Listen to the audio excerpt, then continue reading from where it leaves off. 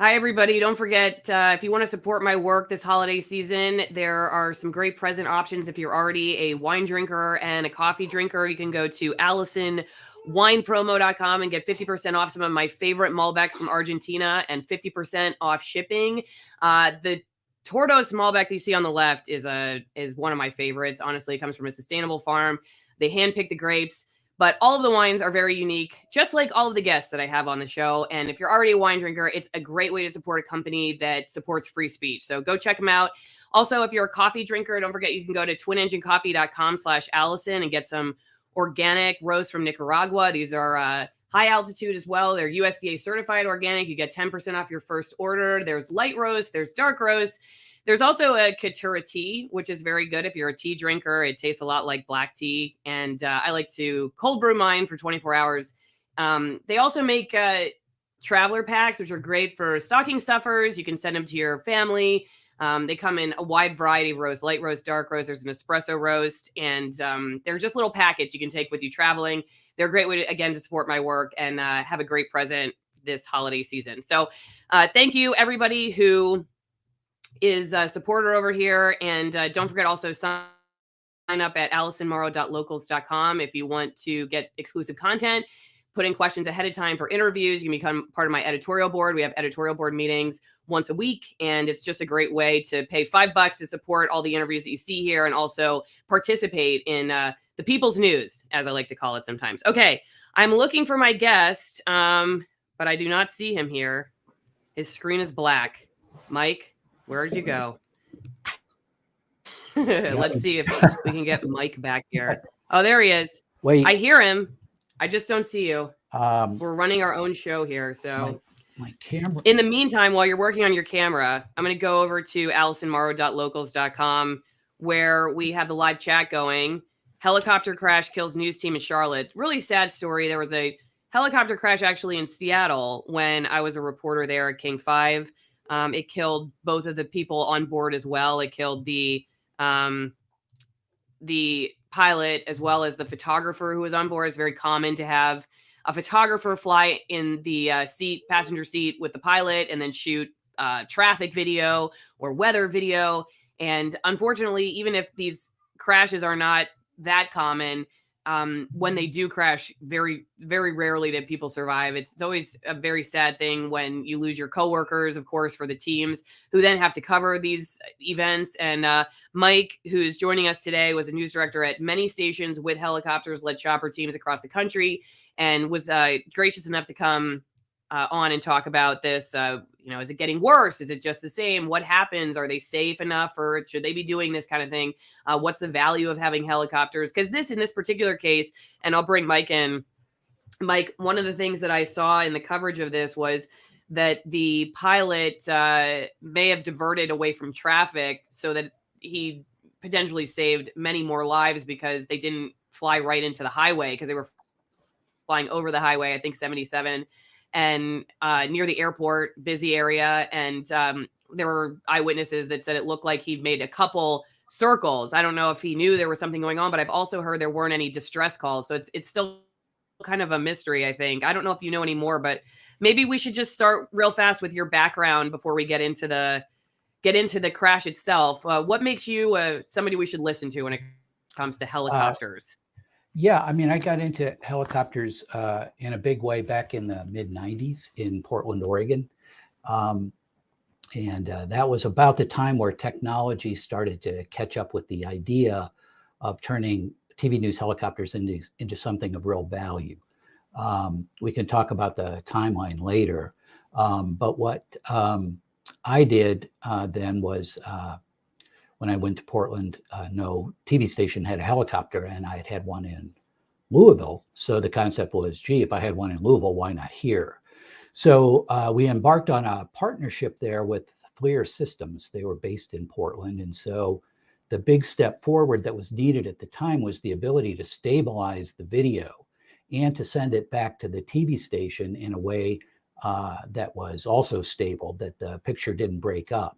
So we had, at that point, two technologies that were converging. One was a stabilized gyro system that kept the camera from shaking because there's an awful lot of vibration in a helicopter. And then the second one was a tracking system that would allow you to send your signal back by microwave. And what we were one of the first stations in the country with it. And what that allowed you to do is the helicopter is transmitting and tracking the tower, receive tower. And then the receive tower, this was the new technology, tracked the helicopter at the same time. So as the helicopter flew, they tracked each other. So for the first time, you had a platform and a system where the helicopter video didn't break up and where the video was stable, and you could zoom in on things from a great distance and show a really great picture. So that was the concept. So we started out first, and we could show that later with a MD500 with a FLIR system that had infrared and video. It was actually a system that was made for law enforcement. And then we migrated from that to Bell 407 with the latest system that FLIR had at the time.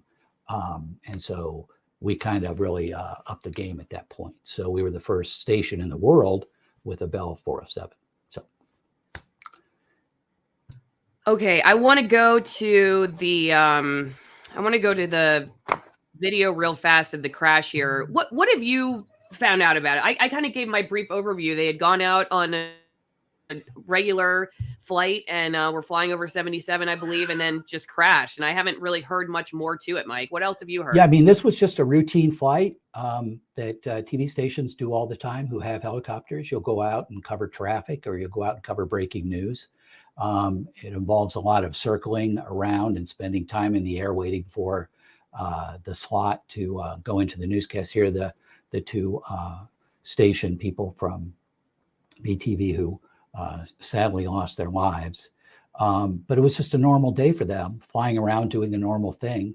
They were doing it, appears to be a traffic report, and they had some kind of helicopter issue. Now, there are a number of things that can happen with helicopters. The most common is most likely some kind of mechanical failure or the engine stopping from working and or pilot error. So they were relatively low. So the problem with that, if you have a problem at a lower altitude, you don't have as many options to put the aircraft where you want it to go. So if the power goes out, you would do what's called an auto rotation. And pilots, when they're flying helicopters, are always looking for, where do I set this thing down if I have an issue? Where do I go? So you have, I think it's 2-to-1 ratio in distance and altitude before you're going to have to set it down on the ground. The blades will keep spinning, so you're still flying. So you still have lift as long as you have forward motion. If you don't have forward motion, then you don't have as much leeway as to where you're going to put it down. So it appears to me he was trying to auto rotate the helicopter, but you don't know what the mechanical issue was. Was it the tail rotor, or the rotors themselves? Was it just simply power? Was it a combination thereof? And it looks like this pilot, as everyone has said, and he's gotten great credit for, he tried to put the helicopter down away from the traffic. He didn't want to land, on the highway, which, could have endangered other people.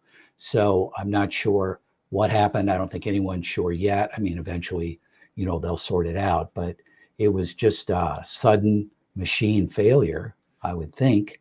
And he did the best he could to put it down as safely as he could. But unfortunately, when he hit the ground, the helicopter wasn't in an attitude that will allow him to do a successful auto rotation. It's very sad, very tragic. Yeah, the meteorologist who was on board, I heard, has 4 kids. I think there's a GoFundMe set up for his family if people want to support them. Okay, let's go to Como real fast. We can come back to that story in a second, but just to talk a little bit about the most recent one, right? This was years ago, actually. I guess I just started in Seattle. I think it was 2014-ish, maybe. Am I getting that date right? Yeah, it was 2014. Mm-hmm. Yeah. Okay. And I remember this, and a lot of the people I worked with at King before there was a mass migration of senior reporters and anchors that left due to, pay and whatnot, knew all of these guys, and it was a very sad day in Seattle. It was very close to the Space Needle. So there are all kinds of questions about safety there. Let's talk. What do you know about this one? Yeah, Como's situation was a little different. Their helicopter was based on the roof of the building. It was a relatively new facility there. You can see it right there. And the pilot was flying a replacement helicopter They normally had a Bell 206 Jet Ranger, and they had swapped it out. It was being in for maintenance, and they were flying an A-Star. It's a French-made helicopter. So it was a replacement, and it was a pilot and photographer taking off. And I believe they clipped the fence that was around the pad. And so that tilted the helicopter over, and it just fell straight down onto the street below. The helicopter pad was right next to the Seattle's #1 tourist attraction, the Space Needle. And there was no hope for anyone at that point. When it crashed, it hit 3 cars that were there. And I think 1 person was seriously injured on the ground. So it was just, another routine flight, something that happened every day. Helicopters in Seattle were very prominent. All stations had them and used them for years. And this was just an incredibly tragic event out of an everyday process of taking off to go cover a story or to go cover some breaking news. So I guess for you, what's the big takeaway before we get into some of the other events for the last 2? All right, so you're saying it's not that common. I mean, but all right, for somebody who's in the news business, I don't know, I might get a little freaked out about getting up in a helicopter. And we hear constantly about how there's short staffing and a race to get stuff on the news. I haven't heard whether that played into any of this stuff, but I'm just curious what your thoughts are on that. I mean, seems like something where you can cut corners a little bit on certain jobs, but this would be one you would not want to cut corners on. And I'm curious what you think about like modern day journalism and using helicopters. Well, I don't think any corners were cut. Using a helicopter is a very common practice for an awful lot of newsrooms. Your pilots are very safety conscious. Your news management is very safety conscious, except for something else we can talk about, the pilot reporter issue that's gone away. You still have human error, mechanical failure. I mean, the helicopters have to go in for maintenance every 100 hours, and parts are timed out. So even if you have an older helicopter, the parts are always being replaced. So I think the condition of the helicopters, news helicopters, is really good. Use of a helicopter is very standard, not a big deal, and very routine.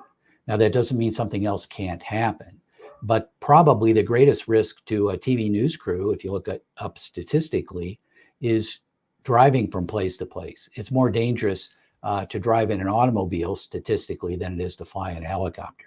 Now, I can't say news helicopters specifically, but they tend to be, relatively safe endeavors. We were looking at the numbers. You and I were talking about crashes since 2000, and I think I have all the numbers here, but there have been 4 serious crashes involving loss of life since 2007, and it's involved 9 deaths at 4 stations. So anyway, you want to take this one, Mike? What's this? Okay, this is the crash that changed a lot of things for TV news helicopters. This is the crash in Phoenix in 2007, where 2 helicopters flown by pilot reporters. That's a pilot who's also the reporter. So he's flying the machine, he's looking at what's happening on the ground, and he's talking about it and telling the viewers what he sees. Now, to me, that was always a very dangerous proposition. I've always thought that if your station has a helicopter, your #1 priority would be safety. And your second priority would be the pilot being able to focus while he's in the air. So a pilot has to talk to the tower often. He's talking to the newscast producer back at the station. He's communicating with his photographer, who's most likely in the back seat. And he's also looking around to see what's going on to make sure that nothing of danger is near him. So the flight rules that helicopter pilots, news pilots fly under It's just visual flight rules. So they're just looking around to make sure. In this situation, in Phoenix, you had a number of helicopters. It was back during what you might call the helicopter wars. I think that's what we called it in the business, where everyone's out flying, covering a breaking news story. I think they were covering a chase of some sort. And so the pilots will routinely communicate with each other, keep their distance, place themselves at different altitudes to make sure that they don't collide, but they're always looking and watching. But in this case, two reporter pilots flying A-stars, similar helicopters, crashed into each other, and four news people were killed. It was just an incredibly tragic situation that everyone would admit certainly could have been avoided. Now, what happened after that? Well, you saw the end pretty much, I don't know if there are any currently, of the concept of the reporter pilot. It just never made sense from the beginning. This proved that it didn't make sense. And then after that, broadcast companies started moving in a different direction. Would you like to pull up, or I'll pull it up, but would you like to talk about Sky 8 or the news helicopter overview next? You have the timeline? Pull the timeline up. I do have the timeline. Okay, here we go. So tee this up for us, what we're about to look at. What we're going to look at is just a quick timeline of helicopters and what happened. So prior to 1995, the technology just wasn't there. Helicopters were used primarily to go up, shoot some video with a normal camera, and it was always shaky. It didn't look very good. Bring it back to the station and then air it. Helicopters were sometimes used as just air taxis. When I was a reporter in Nashville, we used ours primarily for those two reasons, to go up and get video when needed, but we couldn't send it back live. And then if we were going to a distant story, we would take the helicopter. The first time I ever flew in the helicopter, almost died. So that was kind of exciting. We almost hit a wire coming down. Back then, in the early days, you could land a news helicopter almost anywhere, safety, primary consideration. We would go out small towns, just land the helicopter, and before the blade stopped turning, somebody would offer us a ride, and that's how we would get around. I hear your producer. And then in 1995, the technology changed. That's where we were finally able to have stabilized systems and microwave systems that work together in tandem. And that made a big difference. The other thing that was big was the shooting in Hollywood and Los Angeles around that time, where two guys held up a bank and then they were surrounded by police and had a big shootout. So once that happened, that was had a huge ripple effect across the news industry, where everyone really, for the first time, saw the value of news helicopters. So that's when things took off. Around 1996, stations started to adopt news helicopters. Then wide adoption began around 98 and continued around until around 2008. 2008, what happened? The recession. And so TV stations were looking for opportunities to cut costs, and helicopters are very expensive to operate. Depending on the machine, it can be anywhere from $900 to $1,600 an hour to run a helicopter. We always ran ours 40 hours, budgeted 40 hours a month. So if you're looking at, just do the quick math, you're at about $500,000. So they became an easy target for broadcast accountants. Certainly don't blame them, right? TV stations are businesses that have to make money. But helicopters, in my view, if used correctly, are an incredibly powerful tool for the viewers so they can see what's going on. I mean, there's nothing better covering a massive flood than a helicopter. Nothing better than a big, 4-alarm fire than a helicopter. Nothing better than searching for a lost child than a helicopter. Nothing better than car chase, that Los Angeles has made popular than a helicopter. So they have incredible value, and if you use them correctly, and a lot of stations did not, they can really make a difference for your viewership and for your image as the news leader in the market. My concept was, what does a news leader do? If you can afford it, you would have a helicopter. And if you could afford it, you would have the best helicopter that you were allowed to purchase, along with the best technology. So anyway, so around 2008, we started to see TV news helicopters go away. So if there was a theme for this part of our conversation, it would be what happened to TV news helicopters. And the bottom line would be the 2008 recession. Some stations started to bring some in after that. But the number of helicopters now, I pulled up some stats on what I could find.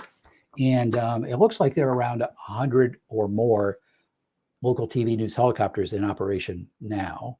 And it's kind of a basic breakdown. Most of them are Bell 206s called the Jet Ranger. Next are the Robinson 44 and 66. The Charlotte incident involved a Robinson 44. I've flown in Robinson 44s. Seemed to be a good helicopter. Then you have A-Stars, and they're just around 10 Bell 407s, and that's really the best helicopter out there. It's got 800 horsepower, more useful load, superior tail rotor authority. But an awful lot of stations aren't doing that unless they're in really big markets where they have big budgets to operate those machines. In Seattle, when we got rid of our helicopter, which used to take the guy that I replaced as the environmental reporter, it used to take him to his stories. He covered the whole state like I did, and sometimes even beyond the state, and they would fly him and drop him off and then pick him up. And those were the good old days. And then he one story every other day. But then they got rid of the helicopter, and he quit because he was like, I can't do this anymore. But I'm not going to do it by myself. And, I used to get a long time to do 3-minute stories about the environment. And now I got to keep them to 90 seconds, and I get to, have to do 3 packages a day. And so he quit, and I took over as a, solo multimedia journalist, shooting and editing my own video. And we did these news helicopter co-op deals with the other stations. And so one helicopter went up for everybody. And I'm curious what you think about that from an editorial perspective. Is there any concern about, having different perspective or biases leaking in? I mean, maybe that's not something that people think about, and maybe we shouldn't. Maybe it's not a big deal with coverage when it comes to using the same helicopter for all the stations in on a particular story. Any thoughts on that? Yeah, I wasn't a fan of it. An awful lot of big markets do that. They share one helicopter. You might have 2 stations sharing one, or all stations sharing one. That I know happens in a number of markets. So what they did was they decided, due to the cost, and primarily the cost, I would think, that it made the most sense just to share it. And so they turned their helicopter coverage into a commodity, into something that everybody had. It was no longer a competitive advantage. When I launched, our efforts in Portland, Oregon in would have been 1995, we made a big deal out of it. And it was a huge, huge coverage benefit that we had with our helicopter. No one else in the market had it.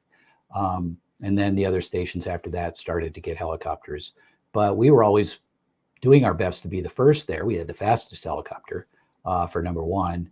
And secondly, it was just an incredible image booster for our news operation. So we fundamentally went from distant number 3 to number 1 in 4 years. And the helicopter played a big role.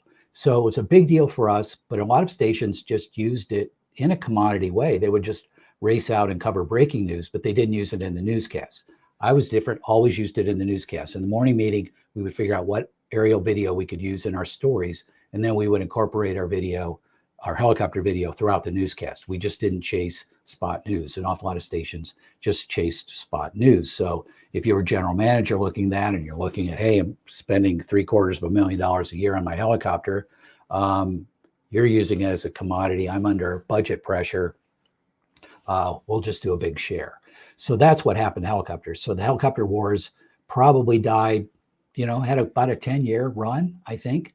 And then it just became an economic issue for news helicopters. And the concept of everybody having the same thing didn't seem to bother most stations. And they just kind of started to fade. If we go into another recession next year, as we expect, I would assume more TV news helicopters will be grounded, not by the pilots, not by the newsrooms, but by the people who count the money at the broadcast stations, because being successful and profitable is an important thing for TV stations, for sure, just like any business. Somebody over on Locals is asking about the advent of drones and whether helicopters still have a place in the news business. Yeah, drones are great for what they are. Drones are very limited. you can't fly them very far. So a news helicopter is far superior to everything because you can put them up live. You can do a drone live. You've got the reporter in the helicopter talking about what they're seeing. It's very dynamic. It's real. It's happening. And you can go great distances and you can circle for a long period of time. So if you have breaking news 40 miles from where your station is parked, you can get there quickly and you can cover it. If you have a drone, you have to get in a car, you have to drive there, you have to put the drone up and get video, and maybe you can go live with it, but maybe you can't because an awful lot of police departments and fire departments are now putting up their own restrictions and rules about when drones can fly over an accident scene or the scene of some major event. So drones can be great for certain things like aftermath of a tornado the next day, right? They can be great where you can just fly down a street. They have a role, but it's a very small role compared to what a news helicopter can do. Now, as far as a drone goes cost-wise, well, compared to a helicopter, it's almost free, right? You've got $1,000 drone, and it's good in some cases, but not in many. So as that kind of came on the scene and the drones became really functional, which they are now, it just seemed like, well, we'll just use a drone and saved an awful lot of money. I recently saw an article with a general manager, and must have been in a smaller market, talking about doing away with his helicopter, and he described it as an expensive toy. I would never agree that it's an expensive toy. It's an incredible tool for your news operation to be number one and have the most viewers, which is what, you know, TV newsrooms are all about. Everybody wants to have the most viewers. And how do you do that? Well, you do that by doing the best job covering the news. And when there's big breaking news, you want viewers to turn to you. And if you have the helicopter and your competitors don't, I can guarantee you the viewers in your market are going to be watching you, and they're not going to be watching your competitors who are, you know, stationed on the ground around the event when you're actually showing video of the event. It's incredibly important, and I think an incredible tool. That information is for people in your community. When something big happens, people want to know what's going on, and I think it's one of the best things local TV stations do, without question, is show you what's going on when there's a big event. You know, you just want to know what's happening. You know, some relative of mine is downtown. Are they affected by this? Well, I can watch this and I can see what's going on. You have a video of my first helicopter in Portland. This was a MD500, and this was a dual system that broadcast color pictures as well as infrared. And it was the first one in the world that I know that anyone did this. And again, it was a partnership with FLIR Systems, who were based in Portland at the time. Interestingly, that bracket that's holding it on, those pieces of metal cost me $60,000 because we had to go through a number of steps with the FAA to get it approved. And but anyway, but it was our first one. And we had a huge fire in Portland one day, 4-alarm fire. And we were broadcasting live, and the fire department in their truck was watching our coverage to decide how to fight the fire because they could see where the hot spots were and where they weren't. So that was kind of a, you know, kind of a just different footnote in broadcasting. Would you like me to pull up news helicopter overview? Should we do that? Sure. Okay. Yeah, I think people might. Yeah. Yeah, go ahead, Mike. I pulled up some video just so people could see how TV stations build the helicopters, because you have to take a helicopter and you have to build out the interior. So right. It's a pretty big project. Oh, this is Tampa, my hometown 8. in Old Market. Yeah, Channel 8 in Tampa. So they outfitted their helicopter with a new system. And so they were very excited about showing it off, which you would be. So their system is an HD, so the camera quality is far better. And so this is what a photographer in the back looks like with a whole setup. He's got a control device that sits on his lap. Pilot flies in the front seat. You can usually put a reporter there in the front seat as well, who talks about what's happening on the ground. And then this is another station in Florida. Is this WBTV. So here their anchor was pretty excited showing it off. They just rebuilt the helicopter, put in a high definition system. It's a big deal to them. They repainted it. Helicopters are expensive to paint. If you're curious, you know, $20,000, $30,000 just to paint it. And here you can see the setup in the back of the helicopter where the photographer runs his gyro stabilized system. He's looking at his monitor. He's also looking at off air when they get taken live, so he knows when he's live and when he's not. But you can see to the extent of the work that's involved in this. I mean, it's just really a big, expensive project to outfit a helicopter today for use by a news operation. And it's a big deal. It takes a lot of time to build them out. And this is a Bell 206 Long Ranger. So it's a bigger helicopter in the back that normally would seat 5 people in the back, but obviously it's only seating 1 and all the equipment that's involved. So if you're curious how it works, that's how it works.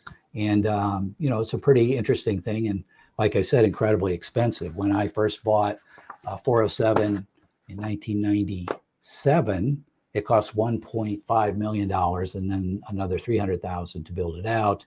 And then another $150,000 for the camera system. So they're pretty pricey. Now today, a Bell 407, I think, goes for over $3 million. So you can just see how expensive it is for a TV station to operate these systems. But they are pretty cool, I would have to say. Well, and besides pretty cool, there are a couple times in my career where I don't want to say we threatened the government with the helicopter, but we, you know, I was very clear that I felt like when we were told we couldn't see something, and I was an environmental reporter, so it didn't happen that often, but every once in a while, you know, we put a lot of money, for instance, into southern resident killer whales, a lot of money. I mean, and it's a super controversial topic, a lot of government spending and, you know, local regulation that, you know, the like whale watch boats, for instance, they really hurts their business. And so it's a very, you know, you may think it's just whales, but it impacted a lot of different parts of, society in the Seattle area. And so, you know, every once in a while there'd be like a whale event and we wanted to see what was going on. Like, what were they doing? What were they working on? Because it's sometimes very political and obtuse. The government would be very obtuse about what they were working on and what was going on. And helicopters were a way that we could see what was going on, because you can't, you know, sometimes you can't drive anywhere near certain scenes. Now, of course, we would weigh safety and whether it was best for the crew on the ground, you know, the government itself. Like, we don't want to put anybody in danger. We don't want to put ourselves in danger. We don't put the animals necessarily in danger. But if we felt like it was just some kind of capricious power game that the government was playing with us, it was an opportunity for us to say, hey, listen, we will come see what was going on. We will come look at what's going on. So let's try to work something out that works for everybody, so we don't have to go butt heads on this one and fly the helicopter over. Right. That's a big issue now, because in the early days, law enforcement didn't really know about temporary flight restrictions called TFRs. They are a big deal now. And any organization, it seems like, Boy Scouts even, joking, can call the FAA and put up a TFR over an area so that news helicopters can't fly over it. In some cases, it may be makes sense, but in most cases, it's just designed to keep the news media away under the guise of safety with other helicopters flying around. Well, news helicopters have been flying around police helicopters for years, right, with no issues whatsoever. But suddenly, you know, if they don't want the media to see something, they'll put up a TFR, and they happen all the time now. They didn't used to happen before. As I mentioned, you know, in the early days of news helicopters, we could go land anywhere we want and fly over anything we wanted. But now you have fire departments, police departments, state organizations, federal organizations, without hesitation, requesting TFRs to prevent them from flying over something. When I was in Mobile, we had a tragic situation with a number of sailors in a race died when the weather came up and capsized a lot of sailboats. And they put up a TFR, and this was in Mobile, over the entire Mobile Bay. So we couldn't fly over it to even get video of them looking, or any of the Coast Guard vessels that were out looking for the people who were still missing. And it really made no sense. We weren't a threat to anybody, but they kept it up for a week. So that's become a real problem for a lot of TV stations now. And you have fundamentally mini TFRs, you might call them, for drones when a news station shows up and law enforcement or the fire department doesn't want a drone up at the same time they may have a drone up. So you're running into this conflict in the air, so to speak, with public officials who become very aggressive about impeding the ability of the media to get information. And it's the same just with basic information from police departments now. Some departments are very good and have a good relationship with the media, but many don't. I'm here in Colorado, which was the worst I've ever seen in my life, where there's this anti-media thing where they don't give you any information. You're restricted from locations. You can't know this, you can't know that. And it's like you don't have the right to know it. Well, news organizations, we're good people. I mean, we're just trying to get the information out to share with the public who wants to know what really happens. And certainly some information, sure, hold that back, but it's kind of gotten really out of control compared to the way it used to be. For instance, on the ground, say if there's a shooting in a neighborhood, a city street, or there's a fire, the police now and the fire departments will not hesitate to set up crime tape a mile away from the scene.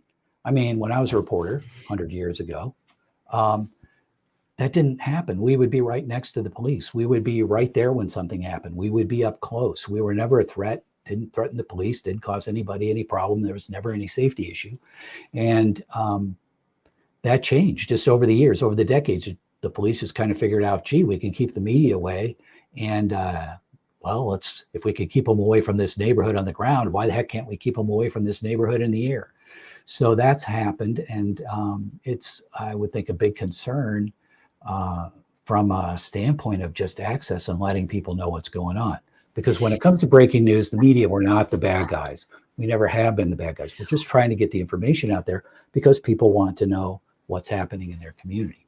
Rightly Well, so. don't you think though that it probably has something to do with both? I think partially like the police departments, I mean, maybe in some cases rightfully so, getting scrutiny over practices, this now ending up on trial for murder, but then the coverage of the media on those cases now politicized. They can become like, we just run with these stories, and even if it's not your local station, you're just regurgitating what the national affiliate says and often getting things wrong. And so I don't know if it should have necessarily been as buddy as it was before, like what you were describing. I mean, I kind of have my own concerns about how buddy it used to be with TV stations and police departments. And now I have, other concerns for different reasons for how adversarial it is, but I can see it, partially, at least in, maybe not in large part, a direct outcome of the politicization of police shootings, for instance, and how often it gets race baited and whatnot, and then not corrected in the end, and the facts are all mushed together. I just don't think we necessarily always do a great job at that, and I think maybe that's partially why we're seeing that reaction. Now, on the other hand, I don't think the police department should say, well, hey, you guys were our buddies and now we don't, I don't think we should have been buddies either. So I have concerns on both sides of that. I would say the buddy days are long gone. Yeah. It's more adversarial now than it's ever been between law enforcement and the media. It's changed dramatically. I'm not saying there weren't tensions before. I mean, there always were. But there wasn't this it used to be a love-hate relationship now, and I think it's more of a hate-hate relationship because police have become incredibly distrustful of the media. And I think, to your point, a lot of that may be justified. But in a lot of cases, it's certainly not. And I've seen police do like crazy things. I've had them arrest my reporters, arrest my photographers. There was a reporter here in Colorado Springs during the riots. The police just walked over and sprayed him with a mace can right in the face. I mean, there was absolutely no reason for that. He was on the side. He was out of the way. He wasn't interfering with anything. So police do some kind of things that cast a negative light on them, just as the media does. I've spoken to law enforcement groups over the years, and I always say, are there such things as bad reporters? And I would go, absolutely. And I'd say to them, is there such thing as bad police officers? And they would all raise their hand, right? So they have their issues. The media has their own issues, but it's really gotten conflicted, as you mentioned, and politicized, especially with police shootings or whatever. The police don't think they get a fair break on it. But at the same time, they are oftentimes not releasing information. We could cite a number of cases where there have been an awful lot of issues. But I was recently talking to a local police officer here who's here in our neighborhood, and I was really surprised at how hostile he was to the media. Because I was explaining to him, the best thing police departments should do is get the information out as quick as you can, and the reporters will go away. But that's a concept that's kind of rare now. There was a highway patrol PIO once in Florida who told me, he goes, you guys are pretty lazy for the most part. I've realized over the years that if I just give you some information, you'll just run with it, and then I distract you from our dirty laundry. I mean, he just flat out told me that. He said, if I keep ahead of you, rarely are you guys looking into us. I thought that was interesting. And on his probably a good tactic for them, not necessarily for the public good, but he was on to that for sure. Well, yeah, it's absolutely true. I mean, reporters aren't out to get the police. A reporter's working, as you know, under the clock, right? I don't have very much time. I need to get the information. I've got a deadline coming up. I'm not looking to investigate your department about this, that, and everything else. I'm just trying to get my story in the amount of time that I have. So when police think, the media is out to get them, I don't think that's the case. I mean, a lot of it could be happenstance or general perceptions. But as a reporter, I covered the police in Fort Wayne, Indiana, and in Nashville. And what I learned fairly quickly was police were just interested in us getting the story right. They weren't looking for us to be pro-police or pro-victim. They were just looking for us to get the story in a correct manner. The problem was that police departments oftentimes push information out that's inaccurate, it's incomplete, and it's not timely, and then have an expectation that the local media is going to get the story right. Well, we weren't there. The only information we have is if we had witnesses who could be accurate or inaccurate, and what the police department, sheriff's department, name the law enforcement agency, are willing to divulge. So oftentimes it's incredibly difficult, as you know, as a reporter, to get all the information that you would like to have so you can be as accurate as you would want to be. Okay, Mike, I want to take us over to locals and take a couple questions before you go. I have officially been abandoned by my babysitter. So for everything from here on out, I apologize. My old bosses at King would not approve of a baby on the set, but you know what? We're going to get through this. If you're watching on YouTube, we're going to cut the stream here so that we can continue on the other platforms. We've got a good crowd over on ROKFIN and Rumble, almost 1,000 people watching on Rumble. So consider signing up on the other platforms. And don't forget, you can support my work at AllisonMorrow.locals.com. You get to put in questions ahead of time, like the ones I'm going to throw to Mike.